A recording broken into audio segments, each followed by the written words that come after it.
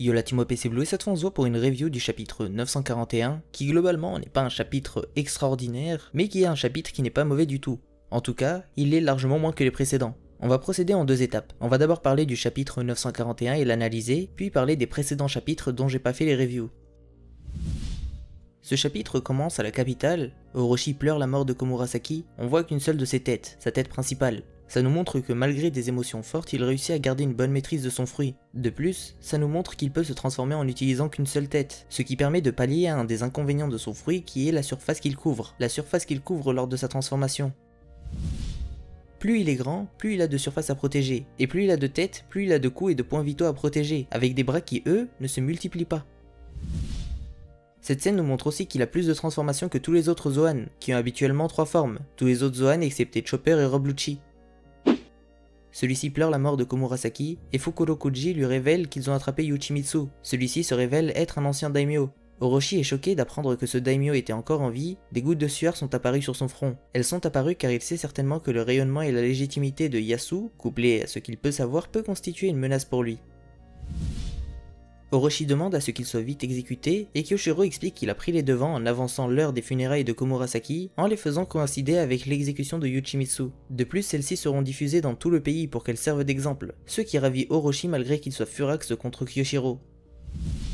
Cette scène nous montre un Orochi humain, un humain qui est triste et qui peut faire des erreurs, et elle nous montre un Kyoshiro très intelligent car il s'évite le danger Queen qui est loin de la capitale. En parlant de Queen, les scènes d'après se déroulent à Udon. Queen apprend de la bouche de Kaido que Komurasaki est morte, et il demande à allumer les visio-escargophones pour s'en assurer lui-même. Plus tard dans le chapitre, on voit que la parade se dirige vers un district, le lieu où sont enfermés et exécutés les criminels. Beppo et tous les rebelles y sont. Si là-bas la réelle identité de Komurasaki est révélée, comme ce fut le cas pour Ace lors de son exécution, ça pourrait mieux faire passer la pilule auprès du peuple, car elle sera perçue comme étant une traîtresse, mais pour les rebelles qui y sont enfermés, ça pourrait raviver la flamme de la rébellion. Mais à vrai dire, il est aussi possible que pour le peuple, ça restaure l'honneur du clan Kozuki, grâce à l'image et au rayonnement de Komurasaki. Tout dépend de qui va faire cette révélation. Yasu, Kyoshiro, le shogun, ou Komurasaki elle-même, car il est possible qu'elle se pointe elle-même à son enterrement. Ce qui est sûr, c'est que cet événement sera déclencheur, car des personnages importants dans cette rébellion y convergent. De plus, cet événement sera diffusé dans tout le pays, donc ça alertera vraiment tout le monde. Donc si Kyoshiro est un traître, enfin un traître pour le shogun, il est vraiment très intelligent. La version officielle est qu'elle fut exécutée pour avoir défié le shogun. En tout cas, c'est l'idée que les gardes répandent. Donc si Queen apprend ça lors de l'exécution, ça peut créer des tensions entre Queen et le shogun, et ça peut diviser les antagonistes. Cette exécution et la diffusion de l'enterrement dans tout le pays sont de mauvais calculs de la part du pouvoir, mais de très bons calculs pour ceux qui veulent le faire tomber. De plus, Yasu ou Yasue va faire 2 révélations au peuple. Il va révéler des choses pour lesquelles il s'excuse et va dire quelque chose à Orochi, et ça, tout le peuple va l'entendre. Brook, en rentrant dans la base où ils étaient dans le 934, a trouvé Zoro enlacé par Komurasaki. Il les a prévenus que Yasu allait se faire exécuter, et donc Otoko, Zoro, Komurasaki et Brook, qui étaient au cimetière, se sont mis à se diriger vers la capitale, vers le lieu de l'exécution. Le fait que le lieu de l'exécution soit dans un district nous indique indirectement que l'exécution a lieu dans une zone excentrée de la capitale. C'est un lieu en marge, donc Zoro qui est dans la zone du nord-est peut l'atteindre. Otoko va pouvoir sauver son père, qu'elle a l'air d'aimer plus que 3 fois 1000. Zoro peut sauver l'homme qui l'a guidé et retrouver ses nakama, Robin, Nami, Usopp et Sanji. Ces personnages sont présents sur le lieu de l'exécution. Sanji avec son Red Suite et son Skywalk peut passer au-dessus de la barrière et récupérer Yasu. Robin peut aussi le détacher vu qu'elle est présente.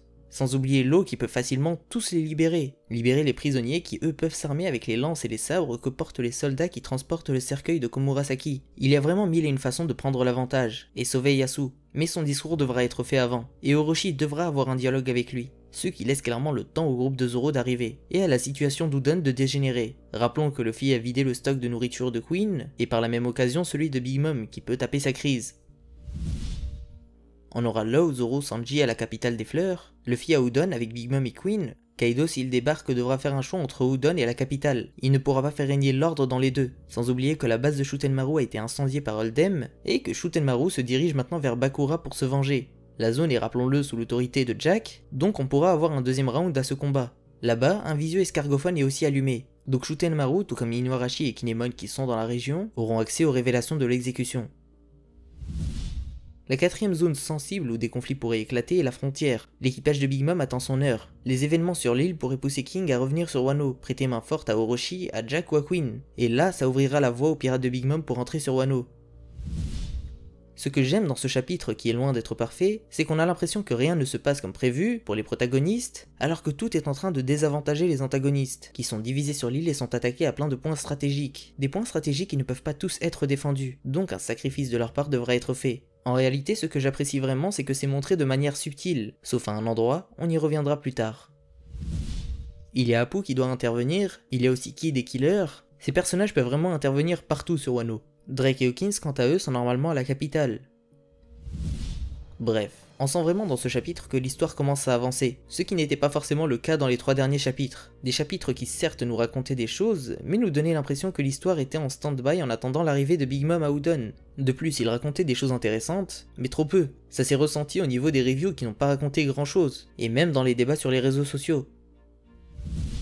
J'ai l'impression qu'Oda a cherché à meubler pour faire passer le temps avant l'attaque et avant l'arrivée de Big Mom, mais selon moi ça n'a pas été fait de la meilleure des façons. Prenons pour exemple l'intrigue d'Udon. Luffy s'y baladait. Il affrontait des ennemis qui ne représentaient absolument aucun danger pour lui, et ce manque de danger rend les enjeux moins importants. De plus, c'est pas montré de manière subtile et c'est vraiment forcé, on voit les choses arriver. On voit clairement qu'ils ont l'avantage, contrairement à la capitale des fleurs ou à Bakura où tout peut encore se jouer. Surtout quand tu sais que malgré qu'à côté il y ait Queen, derrière il y a Kawamatsu qui va être libéré et Big Mom qui va débarquer. Donc j'espère qu'à cet endroit il y aura un plot twist qui rééquilibrera les forces, malgré que ça tourne à l'avantage des protagonistes, juste pour créer de l'enjeu. Une arrivée, une Big Mom qui perd le contrôle, un sacrifice pour une fuite, j'espère qu'Oda va nous surprendre, et que ça soit fait de manière subtile. J'espère une autre chose pour les prochains chapitres, c'est qu'au lieu de meubler là où il n'y a pas à meubler, qu'Oda et son équipe fassent moins de off-screen. Les off-screen, les scènes qui ne nous sont pas montrées sont vraiment nombreuses, comme un abonné sur Twitter me l'a montré. Récemment, il y a eu pas mal de off-screen, de scènes qui ne nous sont pas montrées. Il y a l'évasion de Kid, la paire du Shusui, ou encore la scène où Sanji est cerné face à Hawkins et Drake, et à la case d'après il est loin dans le ciel, avec Shinobu, Nami et Robin. Il a pu choper Nami, Robin et Shinobu qui elles ne sont pas invisibles, malgré qu'Hawkins et Drake soient des monstres et malgré leur acquis de l'observation. Et ça, sans que ça ne nous soit montré ou expliqué. Tout comme pour l'essentiel du combat de Sanji face à Page One, qui s'est déroulé en off-screen. D'ailleurs la capture de Yasu s'est aussi faite en off-screen. A-t-on vu comment il s'est fait capturer? Non. On peut juste supposer que c'est à cause des ninjas de Fukurokuji, et une histoire qui a pour base des suppositions, à mon sens, ne peut pas être vraisemblable et crédible. Et en plus de ça, elle perd de son charme. Elle perd de son charme car on te balance une information sans te raconter une histoire ou te la montrer. Si on rajoute à ça les off-screen du combat des amiraux contre les révolutionnaires, pour l'arc de Wano ça commence vraiment à faire beaucoup de off-screen qui ne sont clairement pas judicieux, et incompréhensibles par moments quand tu vois qu'à côté il meuble à Udon et rallonge l'intrigue, ou quand il meuble à côté avec les voleurs Bingo, Bango et Bungo.